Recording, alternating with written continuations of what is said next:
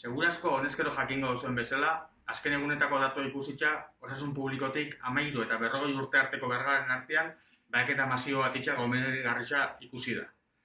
Gaur goiz erdixan honen berri izan dugunetik, udal baliabide guztiak jarri ditugu Osakidetzan eskutan, eta atzaldien dana preste ondein lanian gabit osasun zentroakin batera. Agintarte horretako herritxardanak txanda hartu eta froga itxera gonbiatu nahi dituztegu. Prebentzio neurri bezala, herri mailan behaketa hau ezinbesteko izan lehiketa. Eta importantea da ulertzea, baheketa masibo honen helburua zein dan. Osasun sailetik adierazi dozkuen bezala, agintarte horretan egon lehizkeen asintomatikoa detektatzea eta honek nahi barik beste batzuk kutsatzea ekiditia da eta helburua.